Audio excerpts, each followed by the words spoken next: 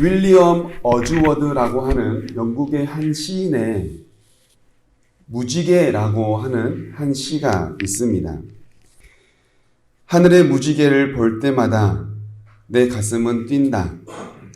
나 어릴 때도 그러했고 어른 된 지금도 그러하니 늙어서도 그러하리라. 그렇지 않다면 죽어버리리. 어린이는 어른의 아버지. 원컨대 내 삶의 날들이 본래의 경건함으로 이어지기를.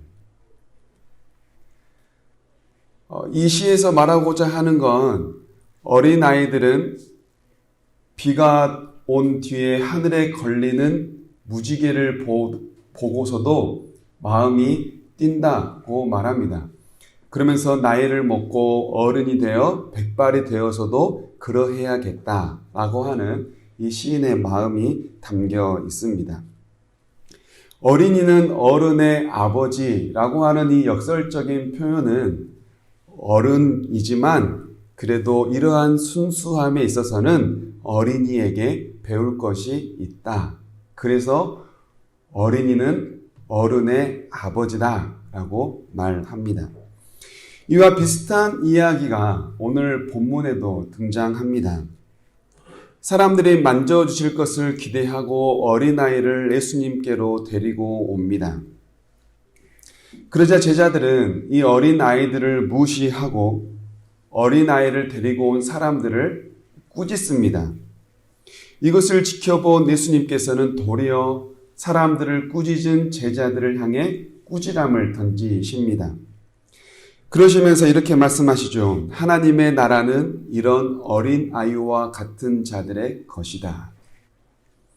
어린아이와 같지 않는 자는 결코 하나님의 나라에 들어갈 수 없다고 말씀하십니다. 그런 뒤에 자기를 찾아온 어린아이들을 안아주시고 그들에게 안수하시며 그들에게 축복을 해 주십니다. 오늘 이 시간에는 하나님의 나라에 들어가는 것과 관련해서 어린아이가 주는 의미가 무엇인지, 하나님의 나라에 있어서 예수님께서 말씀하시는 어린아이, 이 어린아이에 대해 함께 은혜를 나누고자 합니다. 오늘 이 말씀을 통하여서 우리의 삶이 어린아이와 같은 그 신앙을 갖게 될 뿐만 아니라 우리 또한 이 어린아이처럼 주님의 품에 안겨 살아갈 수 있는 저와 여러분 모두가 되기를 간절히 바랍니다. 유대인의 관심은 율법입니다. 그래서 항상 그들은 율법 앞에 자신의 삶이 옳은 삶을 살아야만 합니다. 그래서 그들의 삶의 습관에는 어떤 일에 있든지 율법을 잣대로 갖다 대고 어떤 것이 옳은 것인지를 생각하여 그렇게 옳은 대로 판단하고 살아가는 관습이 습관이 그들에게 배어 있습니다. 당시에는 선생이나 존경하는 사람들이 찾아오게 되면 자기의 어린아이들을 그 선생이나 존경하는 사람에게 데려가 안수를 받게 하고 축복을 받게 하는 관습이 있었습니다. 그러나 가부장적인 사회에서 여자와 어린아이의 일은 언제나 뒷전이었습니다.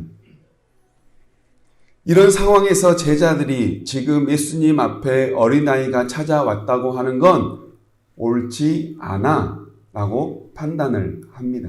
왜냐하면 예수님께서는 지금 여러 가지의 일을 하시느라 상당히 바쁜 시간 중에 있기 때문입니다. 그래서 이 제자들은 예수님 앞에 어린아이가 찾아오는 것을 방해하고 막아섭니다. 이것을 지켜보신 예수님은 도리어 어린아이가 오는 것을 막은 제자들을 꾸짖습니다. 제자들에게 화를 내십니다. 왜 예수님께서는 제자들에게 꾸지람을 하셨을까? 마가복음 9장 36절부터 37절의 말씀을 우리 함께 읽어봅니다. 시작. 어린아이 하나를 데려다가 그들 가운데 세우시고 안으시며 제자들에게 이르시되 누구든지 내 이름으로 이런 어린아이 하나를 영접하면 곧 나를 영접하며 누구든지 나를 영접하면 나를 영접함이 아니요 나를 보내신 이를 영접함이니라. 아멘. 예수님께서는 누가 큰가에 대해 서로 논쟁을 벌이는 제자들에게 이렇게 말씀하셨습니다. 어린아이와 같은 자를 섬기는 자가 되어야 한다. 어린아이와 같은 자를 섬겨야 그 자가 큰 자다라고 말씀하신 겁니다. 그렇다면 얼마 후에 어린아이가 예수님 앞에 찾아왔을 때 제자들은 예수님을 찾아온 어린아이를 섬겨야 마땅했습니다. 그런데 지금 제자들은 얼마 전에 하신 예수님의 그 가르침을 무시라도 하는 것처럼 오히려 어린아이를 업신 여깁니다. 여자와 어린아이의 일을 뒷전으로 했던 가부장적인 사회제도, 사회통념을, 그 유대의 통념을 여전히 제자들은 버리지 못한 겁니다. 예수님께서는 이 세상의 모든 사람을 구원하기 위해 이 땅에 오셨습니다. 어린아이들이 예수님께 먼저 다가온 일은 정말로 기쁜 일입니다. 어린아이야말로 예수님을 만나고 변화받아야 할 대상입니다. 그런데 어린아이를 막아서고 예수님의 구원 계획을 막아서고 있는 이 제자들의 모습을 보니 여전히 버리자 할 것들, 사회제도, 가부장적인 사회제도와 유대 통념, 사회 통념을 버리지 못하고 하나님의 일을 막아선 제자들을 보니 예수님께서는 화가 나지 않을 수 없었습니다. 화가 나신 예수님께서는 제자들에게 말씀합니다. 하나님의 나라는 이런 어린 아이와 같은 자들의 것이다. 하나님의 나라를 들어가기 위해서는 어린아이와 같이 하나님의 나라를 받들어야 한다라고 말씀하십니다. 하나님의 나라에 들어가기 위해 무엇이 옳고 그른지 언제나 율법 앞에 자기의 삶을 거울 삼아 빗대어 보면서 항상 그렇게 아등바등 살아가고 있는 제자, 너희들이 하나님의 나라에 들어갈 것이 아니라 너희가 무시하고 있는 모든 사람들이 뒷전으로 밀어버리는 그 어린아이와 같은 자들이 하나님의 나라에 들어가게 된다라고 하는 지금 이 예수님의 말씀은 제자들의 입장에서는 상당히 충격적인 말이 아닐 수가 없습니다. 마가복음 10장 17절 말씀을 우리 함께 읽어봅니다. 시작. 예수께서 길에 나가실새 한 사람이 달려와서 꿇어앉아 묻자오되 선한 선생님이여 내가 무엇을 하여야 영생을 얻으리이까? 한 사람이 예수님께 찾아와서 묻습니다. 선한 선생님, 어떻게 해야, 무엇을 해야, 내가 무엇을 해야 영생을 얻습니까? 그러자 예수님께서 말씀하시죠. 살인하지 말라, 간음하지 말라, 도둑질하지 말라, 거짓 증언하지 말라, 속여 빼앗지 말라, 부모를 공경하라. 그러면 될 것이다. 그러자 이 한 사람이 또 말합니다. 저는 자신 있습니다. 어려서부터 그 모든 것을 잘 지켜왔습니다. 그러니 지금 이 한 사람, 예수님 앞에 와 꿇어 엎드리며 선한 선생님이여 무엇을 해야 구원을 얻습니까? 영생을 얻습니까? 라고 하는 이 사람의 마음속에는 지금 영생 앞에 자신감이 있는 겁니다. 나는 구원받을 거야. 나는 아마 칭찬 들을 거야. 그러자 예수님께서 그 사람의 속마음을 아시고 한 말씀을 더 하십니다. 내게 있는 것을 다 팔아 가난한 자들에게 주라. 그리하면 하늘에서 보화가 내게 있으리라. 그리고 와서 나를 따르라.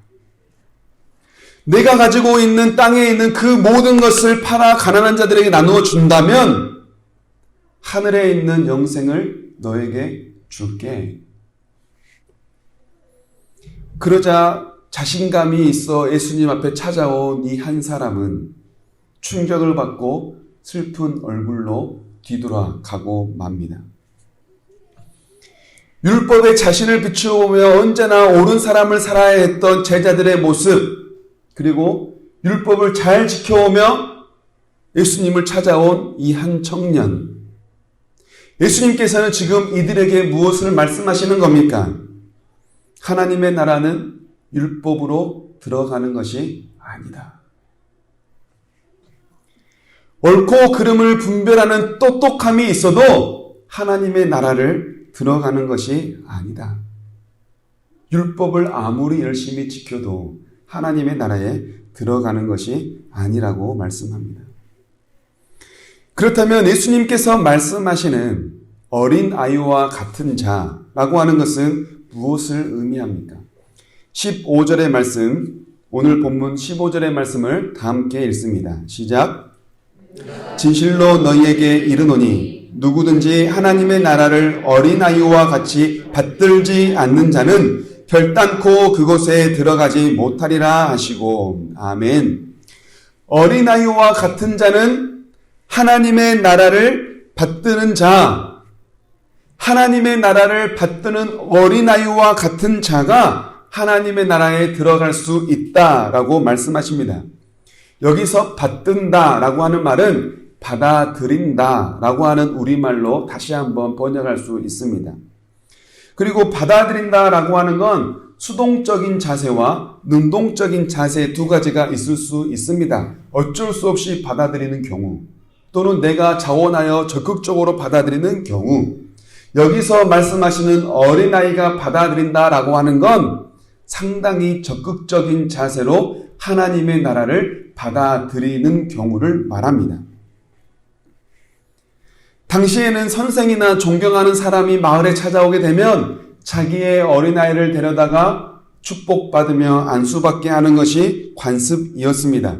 이런 관습이 있었음에도 알 수 있듯이 지금 이 어린아이는 예수님을 만나고자 하는, 축복을 얻고자 하는 그 받아들임에 상당히 적극적인 자세로 찾아왔을 겁니다.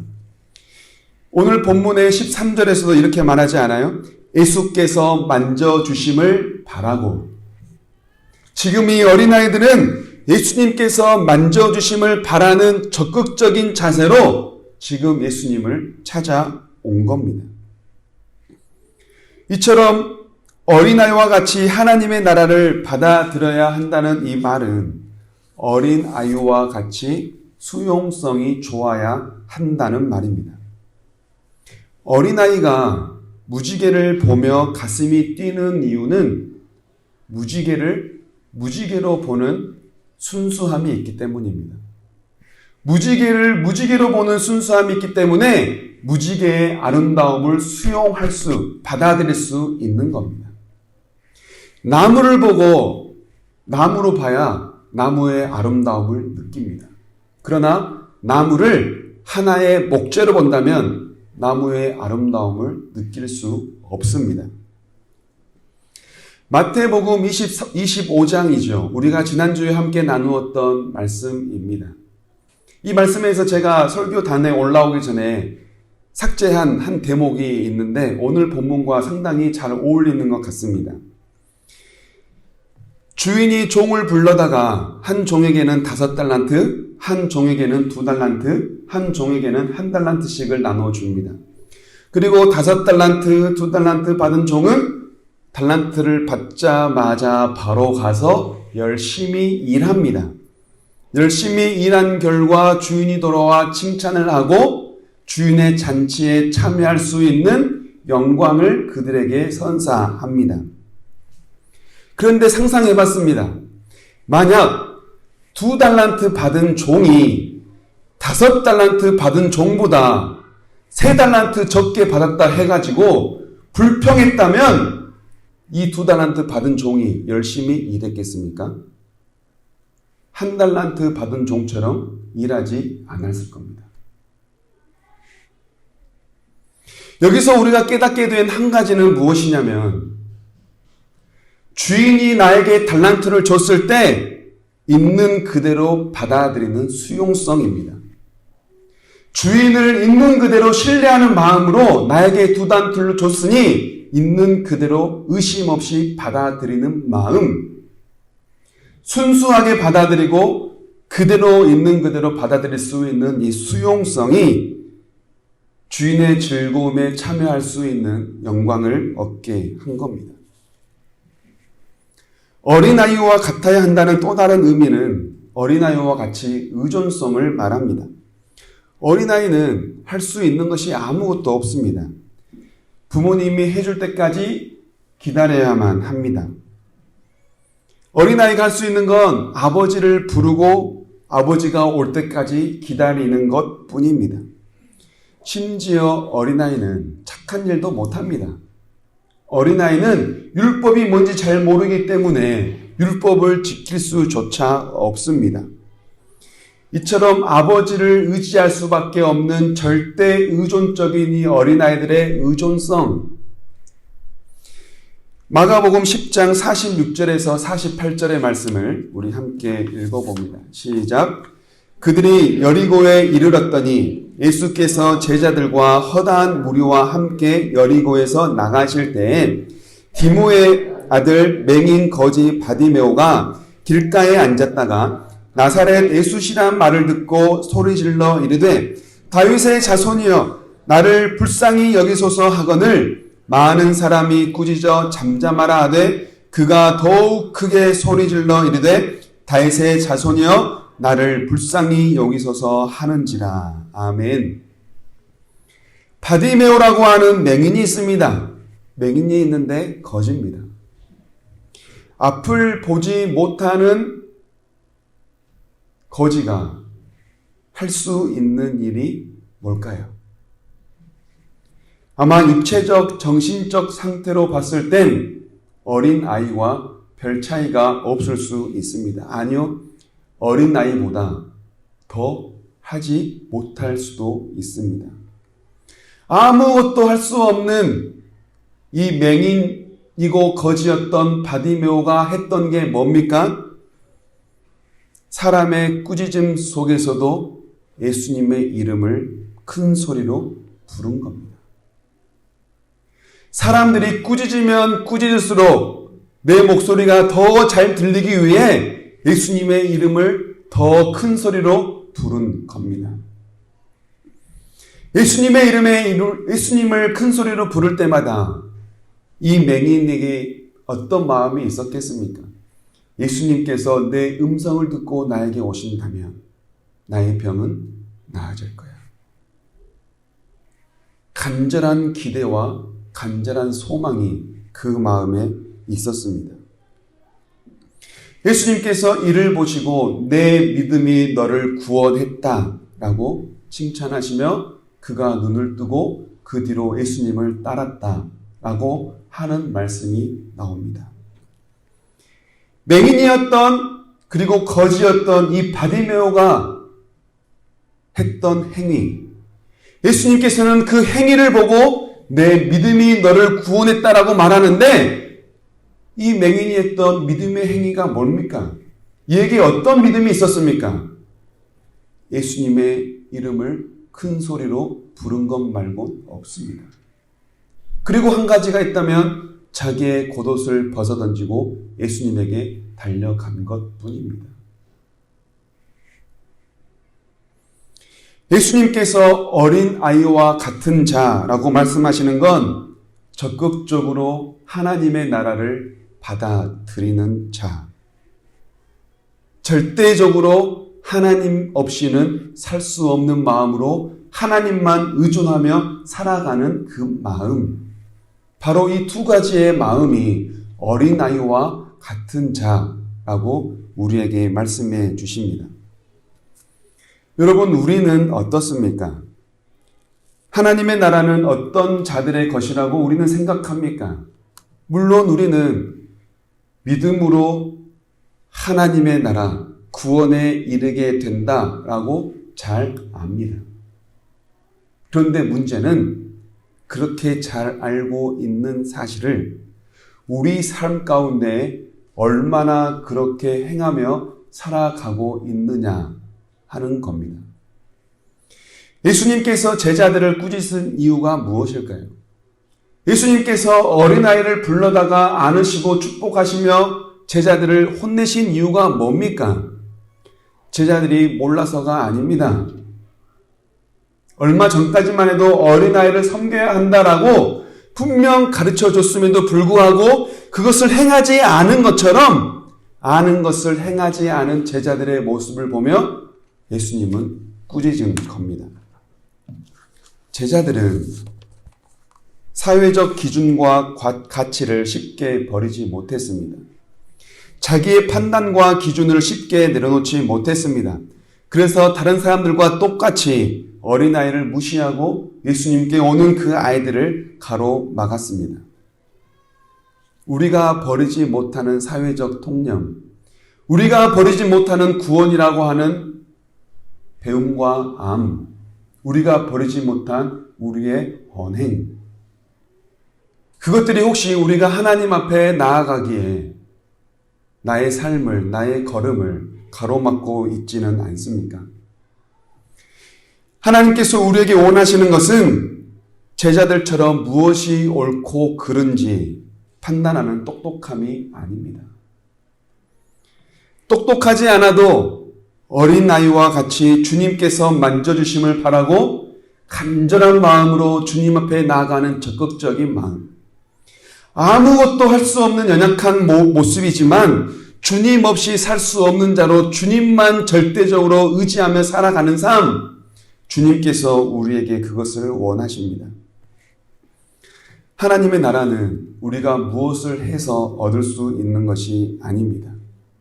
하나님을 아버지라 부를 때, 하나님을 아버지라 부르면서 하나님이 나에게 오실 때까지 나는 아무것도 할 수 없는 그 연약함을 인정하고 하나님을 기다리는 그 신실한 마음이 우리에게 있을 때, 그때 하나님의 나라는 우리의 것입니다.